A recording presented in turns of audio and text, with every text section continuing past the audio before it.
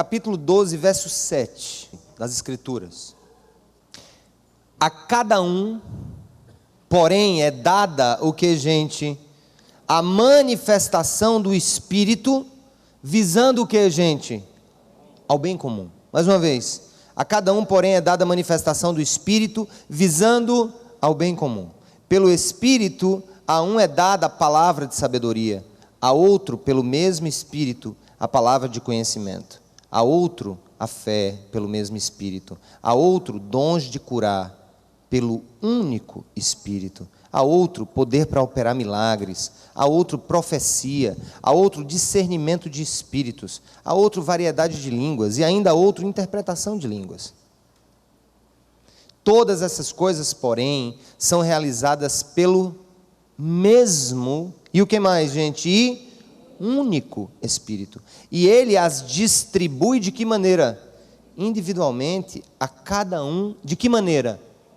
De que maneira? Eu quero ouvi-los. Como é que Deus faz isso? Deus faz isso de que maneira, gente? Como quer.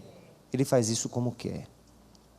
Ora, assim como o corpo é uma unidade, embora tenha muitos membros, e todos os membros, mesmo sendo muitos, formam um só corpo, assim também com respeito a Cristo. Pois em um só corpo, todos nós, fomos batizados em um único Espírito, quer judeus, quer gregos, quer escravos, quer livres, e a todos nos foi dado beber de um único Espírito. Nós estamos nos preparando para algo extremamente valioso na perspectiva de Deus. Eu estava pensando, Senhor, se não for o teu amor agindo na nossa vida para que a gente faça isso, eu vou dizer um negócio. Pensa num negócio sem futuro. Esse tal de Godstock. Não é sem futuro demais. Se for pensar humanamente falando, vê bem, ó. A gente rala. Tenta levantar recursos de todas as maneiras, primeiro, para não pedir dinheiro à prefeitura, nem dinheiro ao Estado, e tomara que a gente nunca faça isso, cada um cuide do seu.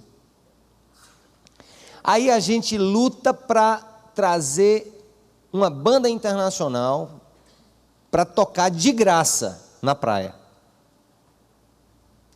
A gente vai e pega uma banda nacional, palavra antiga, para tocar de graça na praia. Aí a gente contrata um palco imenso, som, que a gente paga, para que aquilo seja usado para abençoar a cidade de João Pessoa. Eu fico pensando, humanamente falando, sobre a lógica dos homens, o que nós estamos fazendo é ilógico, é desproposital. Como sair daqui e reformar uma escola. Nós vamos colocar ar-condicionado na sala dos professores de uma escola pública. E vamos colocar ar-condicionado em uma sala de equipamentos de informática dessa escola pública. Não estamos ganhando nada por isso. Não apoiamos nenhum candidato. Nem vamos apoiar nunca. E eu fico pensando, o que é que faz com que a gente faça isso?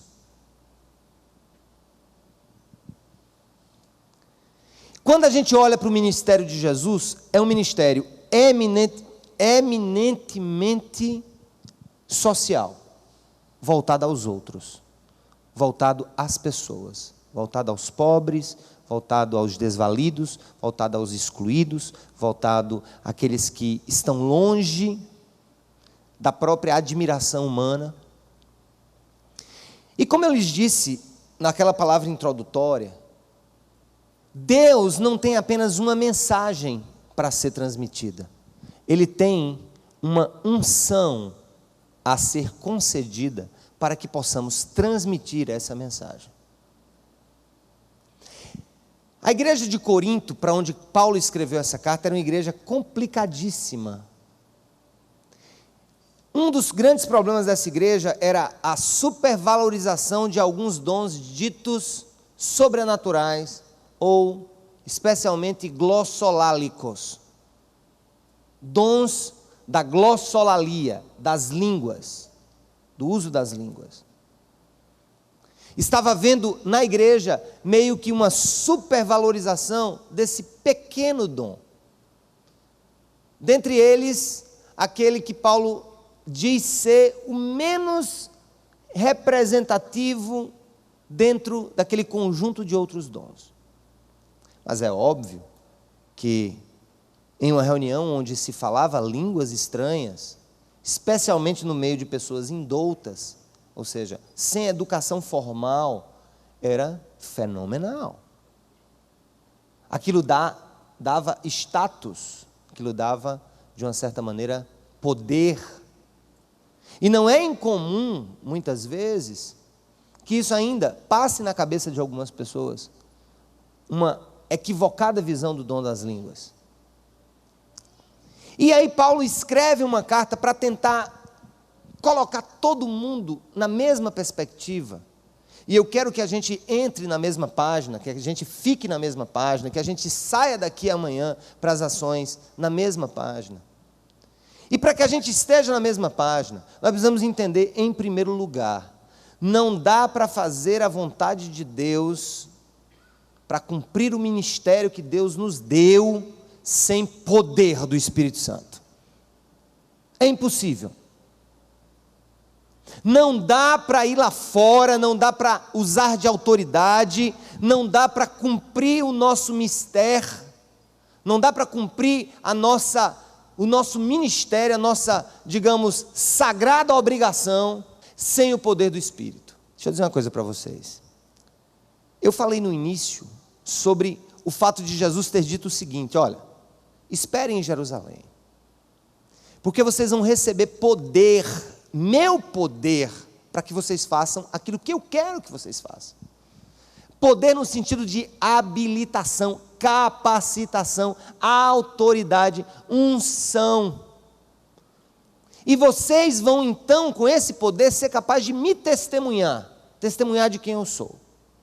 Aqui, São Paulo escreve essa carta algumas décadas depois do evento de Pentecostes, que aconteceu em Jerusalém. Aqui ele já está escrevendo para Corinto, uma cidade ligada à Grécia Antiga. E quando ele escreve para Corinto, ele escreve para resolver um problema. O problema dessa supervalorização de uns com relação aos outros. Aquela mania que nós temos de querer ser melhores do que os outros. Aquela mania que é humana, que faz parte dessa natureza caída, nojenta, fedorenta, que nós carregamos dentro de nós, que é essa empáfia, essa ideia, essa projeção que nós fazemos a respeito de nós mesmos, quando nos comparamos com os outros. Aí Paulo já senta o pau aqui em todo mundo, ele coloca todo mundo na mesma página, quando ele diz no verso 7 o seguinte: olha gente, olha o que diz o verso 7, a cada um, porém, é dada a manifestação do Espírito, visando o que, gente? Visando o que? Ao bem comum.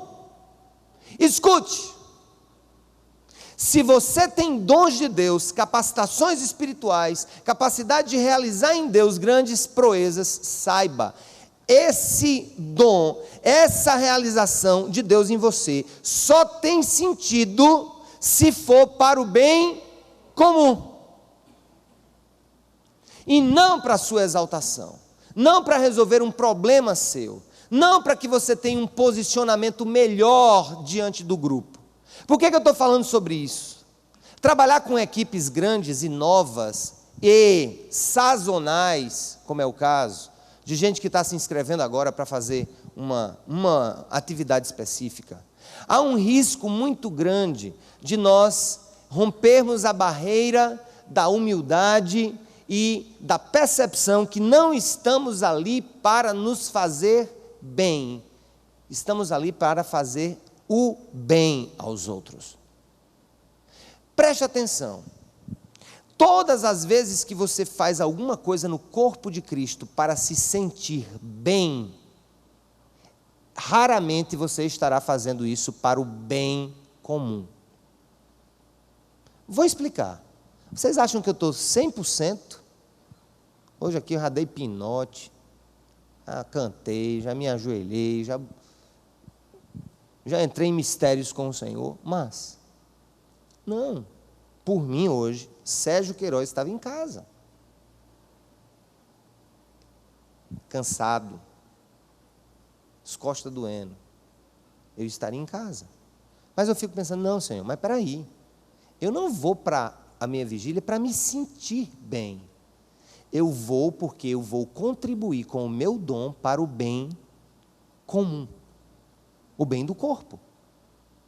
Se nós utilizarmos esse padrão de referência no que nós fizermos nos nossos ministérios, e aí vai uma palavra específica para os colaboradores aqui, professor da escola, funcionário, voluntário. Gente, quando Deus me dá um dom, eu posso até receber as graças do uso desse dom. E o Senhor vai me abençoar demais quando eu uso o meu dom de maneira, correta, diante das prescrições da palavra. Mas escuta, dom de Deus e ministério não foi feito para que você se sinta bem. É para que você promova o bem. Vocês estão entendendo, gente? Então o que acontece? A gente chega num evento como esse, eu vou ali porque é um desencargo de consciência e eu nunca fiz nada, agora eu vou fazer isso, agora eu vou distribuir uma cesta básica, agora eu vou ali, eu vou realizar aquilo, poxa, como isso me faz sentir bem? Beleza. Se isso é um efeito secundário da tua ação, não há nenhum problema, mas se a base motriz, se a força motivadora de tudo que você faz, enquanto servo e serva de Deus, for querer se sentir bem, você vai deixar na primeira oportunidade em que você se sentir mal. E aí é o teste. Por que você deixou? Não, o cabo olhou meio estranho para mim. Eu digo, vixe, e foi? Não, o líder foi meio assim, o pescoço do bicho é meio assim, meio em pé. Aí foi. Não ligaram para mim, eu fiquei esperando 2 horas. Não, tá bom, mas escuta. Eu estou já falando preventivamente, porque quando muita gente se reúne para fazer o bem, acaba saindo faísca. Porque as perspectivas não estão no lugar certo. Vá, haja, porque quem ama, e quem ama, sai da zona de conforto. O Espírito é dado para nós, para que Deus nos use para completar o projeto de bem comum que Ele tem. Segundo, verso 11. Todas essas coisas, porém, são realizadas pelo que, gente? Pelo mesmo, e quem mais? E pelo único Espírito. E Ele as distribui de que maneira, gente? Individualmente, a cada um de que maneira? Como Ele quer. Vocês perceberam que o pastor Daniel orou aqui foi levado a interceder contra um espírito de rebeldia. E olha, gente, eu nunca vi uma coisa destruir mais as oportunidades na vida de uma pessoa do que a rebeldia. Nunca vi. Escrevi uma frase essa semana, mais ou menos o seguinte: a rebeldia fecha a porta da graça e assassina a possibilidade de sucesso. E a rebeldia está muitas vezes em querer que as coisas aconteçam do meu jeito, e não do jeito que o Senhor quer que aconteça. Vocês entendem? A rebeldia é simplesmente não se submeter a essa ação do Espírito que faz quando quer, como quer, aonde quer, com quem quer e pelo tempo que Ele quer. É muito bom se sentir seguro a respeito disso. E uma grande questão que pode destruir, a vitalidade da tua vida espiritual, o poder de Deus em tua vida, é essa coisa de querer, por exemplo, que aconteça na sua vida o que aconteceu na vida do seu irmão. Que as mesmas oportunidades no reino espiritual aconteçam na sua vida como aconteceu no seu irmão. Escuta, nem todos Deus chamou para pregar, como nem todos Deus chamou para cantar, como nem todos Deus chamou para aconselhar, como nem todos Deus chamou para ensinar, como nem todos Deus chamou para liderar grupos, como nem todos Deus chamou para ter o dom de intercessão, nem todos para receber o dom de línguas, nem todos para ser profeta, nem todos para ser evangelista, nem todos para ter o dom de contribuição, nem todos para ter o dom de auxílio. E é isso que Paulo está dizendo para aquele povo. Gente, escuta aí, calma aí, calma aí. Vocês estão usando o dom para autoexaltação? Não, é para o bem comum. E segundo, não adianta ficar rangendo os dentes, querendo que aconteça na sua vida o que está acontecendo na vida do outro, porque vocês perdem a oportunidade de entender que está acontecendo isso na vida sua, na vida do outro, porque Deus quer repartir essa graça do Espírito Santo de que maneira? Individualmente e como quer. Não é como eu quero. Mas peraí, por que eu não faço isso? Eu sei lá. Eu não sei. Mas uma coisa eu sei. Você não é uma mera escora de porta no reino de Deus. Você é importante. Você é muito importante. Naquilo que Deus quer que você faça, você é muito importante. Você é importantíssimo. Porque, gente, você está compondo o mosaico daqueles que foram chamados pela graça para promover a mão de Deus, a voz de Deus e a ação de Deus na face da terra. Não importa. Se é para ter o dom de abordar alguém num sinal, distribuir um panfleto, faça isso no poder do Espírito Santo.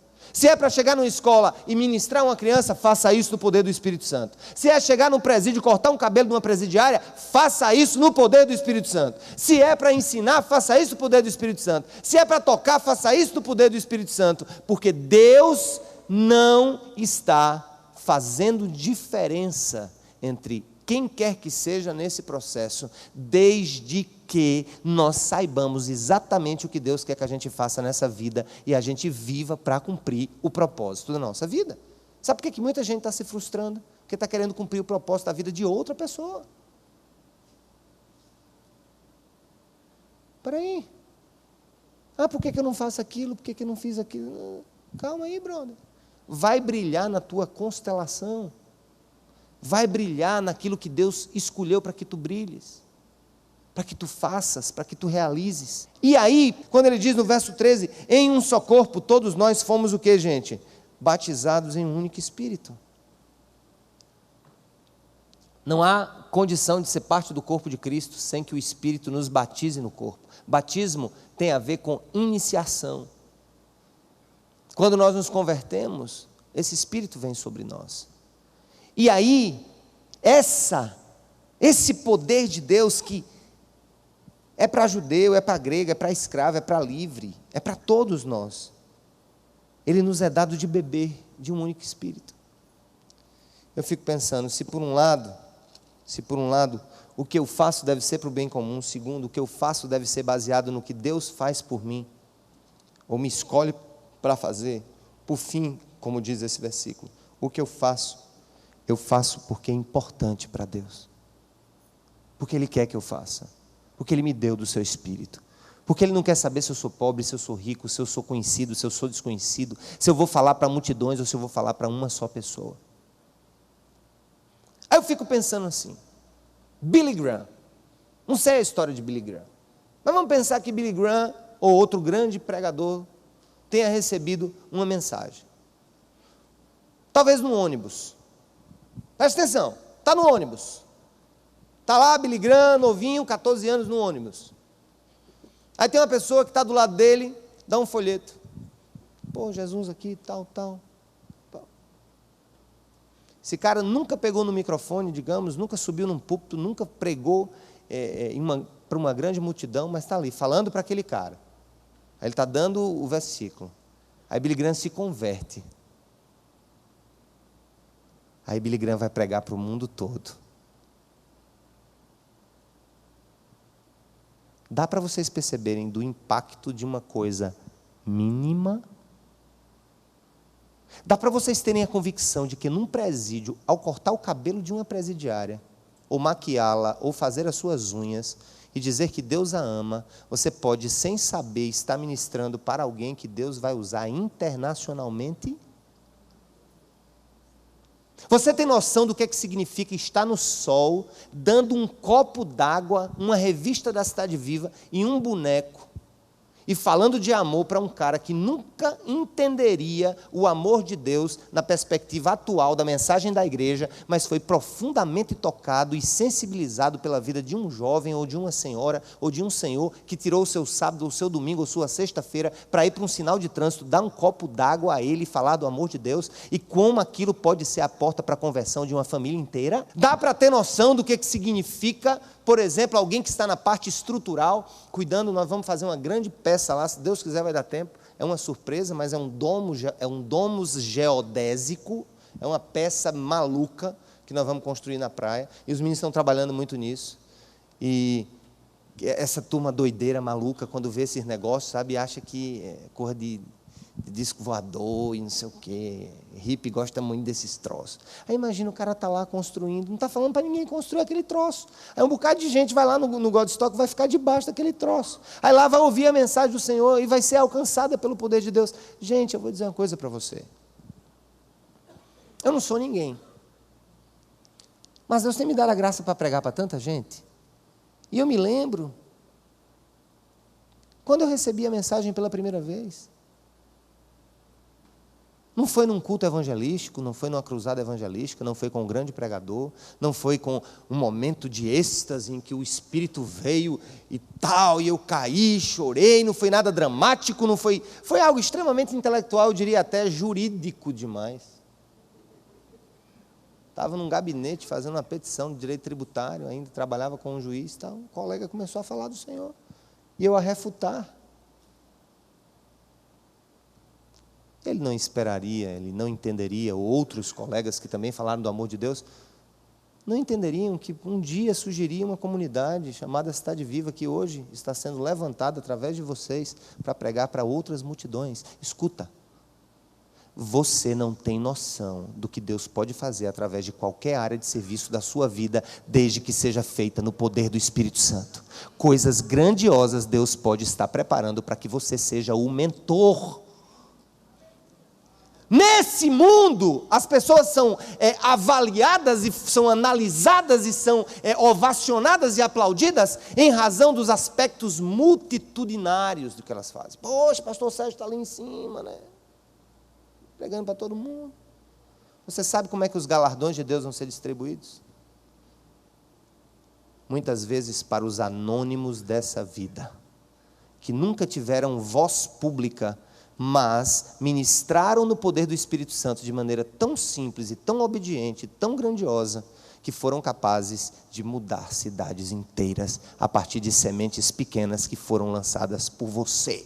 E você também, que diz assim, oração, interceder, você não tem noção. Você não tem noção do que uma oração que você faz por alguma coisa ou por alguém, que lá na frente Deus vai usar. Eu só sei de uma coisa, gente, na glória Deus vai passar o filme da nossa história.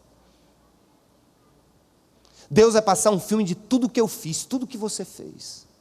Todas as palavras torpes que saíram da minha vida, graças a Deus que eu não vou ser julgado por elas, porque o sangue de Jesus já me limpou. Mas que eu disse, eu disse. E muitas. Tudo no tribunal de Cristo para os galardões. E lá naquele momento, nós vamos nos espantar quando Deus começar a dar honra aos anônimos dessa vida. Quando Deus começar a dizer assim, olhe, você estava no Godstock, num sinal de trânsito, naquele dia, você distribuía aquele boneco e você falava do amor de Deus na simplicidade daquele copo d'água, como eu nunca vi um grande pregador na história da humanidade fazer, e você não tem noção. Aquele carro que você abordou naquela hora e você falou aquela palavra para aquela pessoa, essa família toda está aqui, e veja bem, essa família acabou gerando um movimento cristão na sua cidade, e aquele copo d'água que você deu, aquela garrafinha d'água, e aquele adesivo, e aquela palavra do Senhor, fez com que uma multidão de pessoas viessem até os meus pés. Amém, igreja? Eu não estou brincando com isso. É por isso que a palavra do Senhor diz que Deus não está nem aí com se você é judeu, se você não é judeu, se você é homem, se você é mulher, se você é rico, se você é pobre, se você é preto, se você é branco, se você é amarelo, se você tem experiência, se você não tem experiência, se você é novinho, se é adolescente, se é idoso. Não, mas faça no poder do Espírito Santo. Amém, gente? Essa convicção tem que estar no nosso coração. E ela nos une, tudo que eu falei hoje nos une nessa mesa. Por que ela nos une nessa mesa? Porque Jesus nos atraiu todos a Ele. Essa mesa é a mesa não da repulsão, é a mesa da atração. É a mesa da graça. É a mesa do exemplo maior de serviço. Jesus, dentro dos seus atos de serviço, ele fez uma coisa insignificante para a cultura rabínica, insignificante para os líderes do seu tempo, reprovável. Foi quando ele começou a lavar os pés dos seus apóstolos.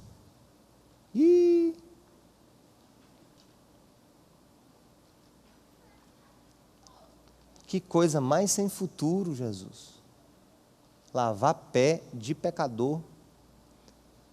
Só que, gente,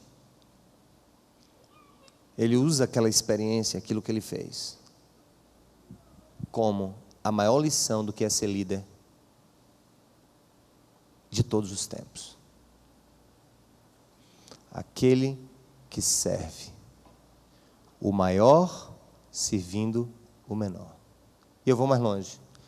Quanto mais importante você for socialmente, quanto mais possuidor de créditos, de títulos e de riquezas que você for, a sua vida estará sendo validada e observada para o Senhor nas coisas mínimas que você fizer, que for capaz de fazer,